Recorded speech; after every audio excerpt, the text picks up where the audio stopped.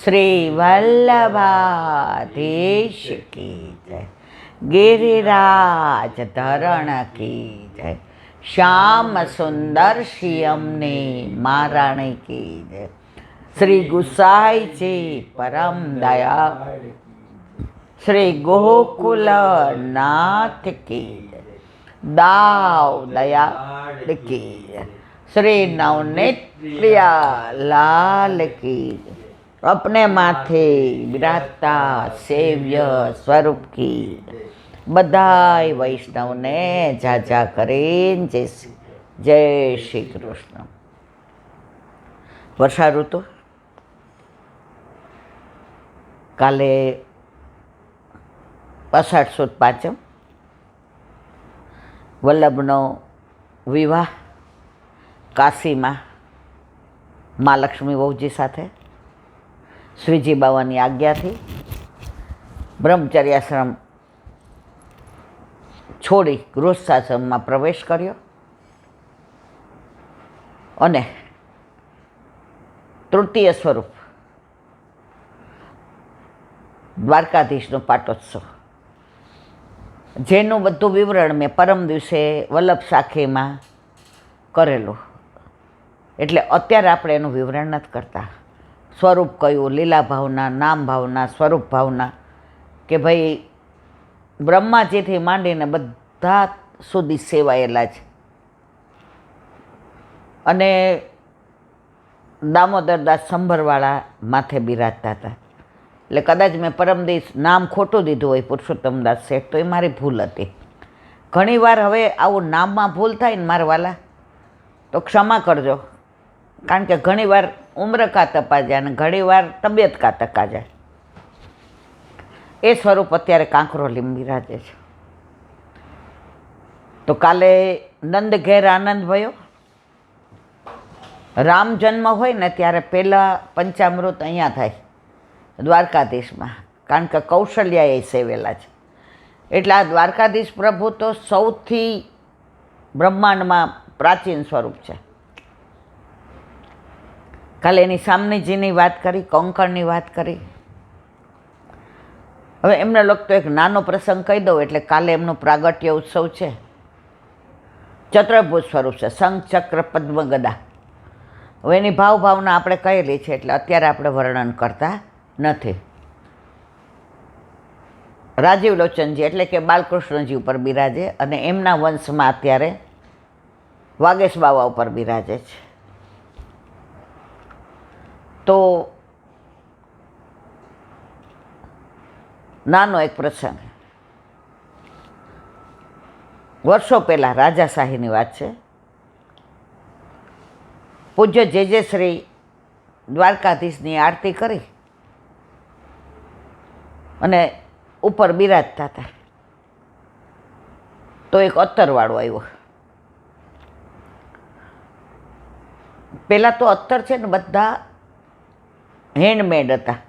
હવે ગુલાબનું અત્તર હોય ને તો ગુલાબની વાડી હોય ને એમાં ગુલાબમાંથી જ અત્તર બને, કેસરની વાડીમાંથી કેસરમાંથી જ બને, ખસની વાડીમાંથી ખસમાંથી જ બને। અત્યારે કેમિકલવાળું બધું થઈ ગયું ને પ્રભુના તત્સુખનો વિચાર અત્યારે ન કહેવાય આપણે, પણ વેચવાવાળા એ કેમિકલ વેચે છે ને લેવાવાળા એમાં લેવાવાળાનોય વાંક નથી, વેચવાવાળાનો ખરો કે પ્રભુ માટે જ્યારે આવું ભેગ કરે, લેવાવાળા તો બિચારા એમ કે ભાઈ જે પૈસા થાય અમે દઈએ પણ અમને ચોખ્ખું આપો, અને ચોખ્ખું આપવાનું કહીને ના આપે તો હવે એમાં તો આ કળિયુગનો પ્રભાવ છે। તો અત્તર વેચવાવાળો આવ્યો અને આ તો 150-200 વર્ષ પહેલાંની વાત કે 100-125 વર્ષ પહેલાંની। તો ચોખ્ખું અત્તર એટલે બધા વૈષ્ણવોએ બેઠા હતા, એમાં એ કાંકરોલીના શેઠે બેઠા હતા ને બીજાય બધા વૈષ્ણવ હતા।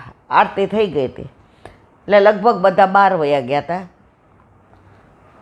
અંગત વૈષ્ણવ હતા એ બધા ચરણ સ્પર્શ કરવા બેઠા હતા। એટલે ઓલા એ અત્તરવાળાએ કહ્યું, જેરાજ આ વખતે અત્તર જુઓ તમે, પ્રભુને લાયક છે। જે થોડીક વાર કાંઈ ન બોલ્યા. ઓલા કયો જેરાજ આખો રૂમ મેં કે અત્તરવાળા અત્તર હજી તો ખોયલું નહોતું, ખાલી લઈને આવ્યો હતો તોય મેં કે આખો જેરાજ દ્વારકાધીશ પ્રભુને. પછી જે કહ્યું સાંભળ, આજે મારી ચરણ ભેટ એટલી નથી આવી. કેટલાનો છે? તો કે 200 રૂપિયા. એ કે મારી ચરણ ભેટ એટલી નથી આવી કે હું અત્તર લઈ શકું. તું કાલ આવજે, કાલે ચરણ ભેટ આવશે તો કાલે લઈ લઈશ. એવું કહેવાય કે બાળકો પોતાની ચરણ ભેટમાંથી જ પ્રભુને લાડ લડાવે, કારણ કે એમના માથે બિરાજે એટલે એમનું સર્વસ્વ. એટલે ત્યાં ઓલા શેઠ બેઠા હતા, એને એમ થયું અરે અમે બેઠા હોય શેઠિયાઓ, અને જે એવું કહે કે ચરણ ભેટ નથી આવી કાલે આવજે. એટલે એણે 100ની પહેલાં આટલી તમને ખબર હોય તો મોટી નોટો આવતી હતી, આપણે જોઈતી. અત્યારના આપણા છોકરાઓએ ન જોયું હોય. અમે તો મને બરાબર યાદ છે, દિવાળી આવે ને એટલે ભેગા કર્યા હોય ને બા કાકાએ પૈસા, કે આ છોકરાઓના આમાંથી ને કપડાં ને ફટાકડા ને એ બધું લાવવાનું, પછી આ બધાને દેવા લેવાનું હોય ને. એટલે કાકા અને બાઈ એ જુદી એક ઓલી પેટડી રાખતા હતા. પહેલાં તો બધું જૂનું જ હતું ને, તો એમાં હોહો નોટ નીકળે ને 2-3 તો અમે રાજી થઈ જાય એમ, કાકા બતાવો ને, કાકા બતાવો ને, આટલી મોટી. એટલે પછી પાછી અંદર મૂકી દે. એ 150-200માં તો અમારા બધાના કપડાં આવી જાય ને ફટાકડા આવી જાય ને, દુકાનમાં જે માણસો હોય ને એને બોનસ દેવાનું હોય ને એના કપડાં ને એની મીઠાઈ. મારી બાઈ કોઈની બહારથી મીઠાઈ દેવા નથી દીધી. પહેલાં તો એવું હતું ને હવા બસે ને હવા શેર ને બધું ઘરે બનાવવાનું. અને અમારે તો માખણ ઉતારે ને ચોખ્ખું ઘી વેચતા હતા. તો દૂધ હવારના પૂરમાં આવે એટલે ગરમ કરવાનું. તો હોની બી આટલી મોટી નોટ કાઢી, ચરણ સ્પર્શ કર્યા. નોટ સામો જોઈને જે હૈસા. જો હાસ્ય ઘણા પ્રકારના હોય, ટોંટમાં હોય, હરખનું હોય, ખુશીનું હોય, કોઈ આવ્યા એનું આગમનનું હોય, ઘણા પ્રકારના હાસ્ય. ઓલાને ગમ્યું નહીં પણ કે કાંઈ નહીં, મારા અર્થમાં નહીં હોય, બીજાના અર્થમાં હશે. એટલે પછી કે જાતે ને જાતે કે જે આપણી ચરણ ભેટ લઈને આને આપી દઉં. જે હજુ કાંઈ બોલે એ પહેલાં જ એણે કહી દીધો કે આ અત્તર. એટલે જે હા ના કહે એ પહેલાં 100-100ની 2 નોટ ઓલા અત્તરવાળાને આપી દીધી કે અત્તર પધરાવી દે. એટલે જે કીધું મૂકો બાજુમાં. ઇવન તો સ્પર્શ બી ના કર્યો. શેઠ રાજી થયા કે હા દ્વારકાધીશ પ્રભુ ચરણ સ્પર્શ કર્યા તો પ્રભુને મારા ઓલાથી ને જો અભિમાન આવ્યું ને. પ્રભુને બધુંય ગમે છે પણ અભિમાન ગમતું નથી. હવે શેઠ બેઠા હતા, બીજા બધા વૈષ્ણવ જવાની તૈયારીમાં હતા. એટલે શેઠ કે બેસો ને. જ્યારે કોઈ પોતે દાન કરે કે મોટી ભેટ મૂકે તો અપેક્ષા રાખે કે બધા મારા વખાણ કરે. અને એ જમાનામાં 200 એટલે અત્યારના 20,000. એટલે શેઠ આમ બધા વિજય દ્રષ્ટિથી ને બધા સામું જોતા હતા.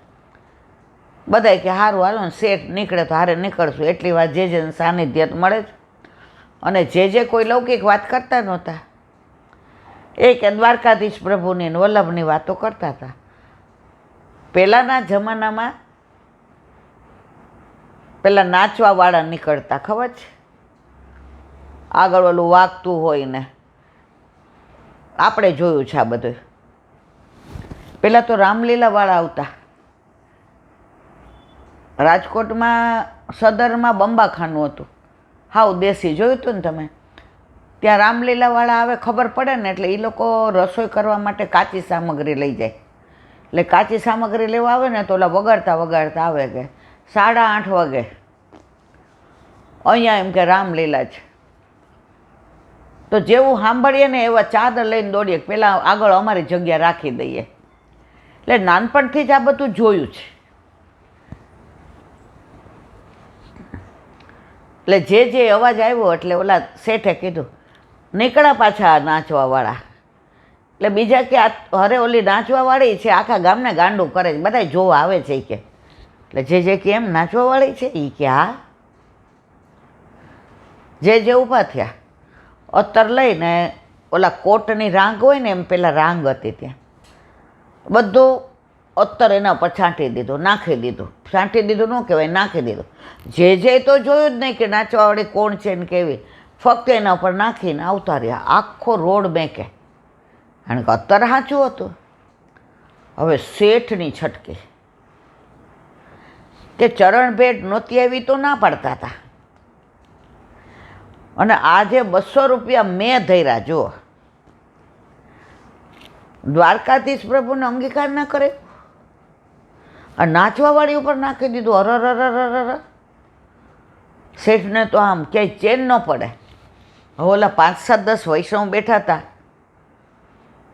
પૂછવું કેવી રીતે. પછી ઓલો અવાજ આવવા માંડ્યો એટલે જે કીધું હવે અવાજ આવે છે, હવે મારે સૈયા મંદિરમાં જવાનો સમય થયો છે. એટલે હવે એટલે ઓલા વૈષ્ણવ ઊભા થવા ગયા. જેને ખબર હતું આ શેઠ ઊભા નહીં થઈ, મને પૂછશે જ કે આવું કેમ કર્યું.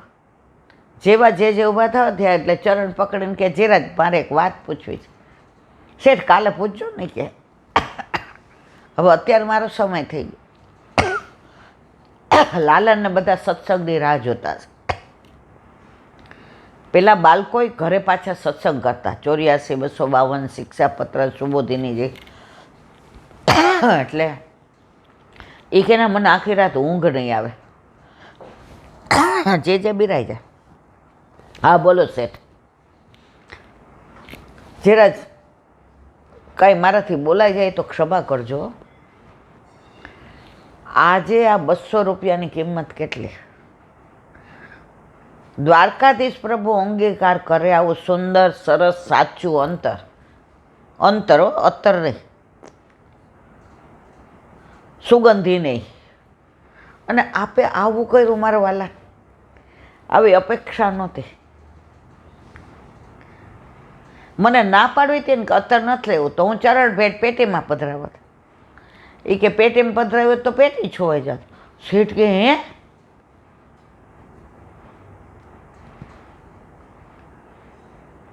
જે કે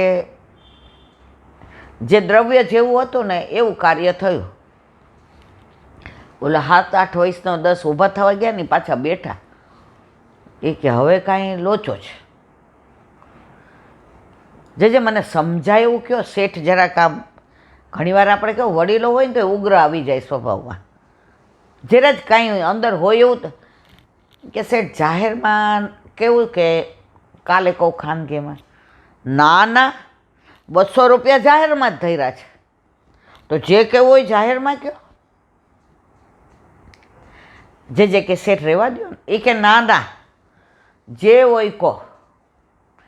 જે કે ચલો આજે જે આપણે કાંઈ આ પરંપરા બંધ કરાવી હતી ને આજે મેળ પડી ગયો. તમે 200 રૂપિયા લઈ આવ્યા શેઠ. એ ક્યાંથી લાવ્યા હતા? ધંધામાંથી. કાંઈ હું થોડો ચોરી કરવા જાઉં છું. એ કે જે કે ના એમ નહીં. એ કે આમાં 2 નોટ હતી ને એમાં 1 નોટ તમે વ્યાજ વટાવની છે. શેઠ તો આમ બેઠા હતા તો આમ જે આમ જોવા માંડ્યા. અને બીજી નોટ હવે તમારે સાંભળવું છે. એ ક્યાં તમારી દીકરીને નક્કી કરી આવે ને એ કન્યા વિક્રયના 100 રૂપિયા છે. અરે શેઠને તો કાપો તો લોહી ન નીકળે.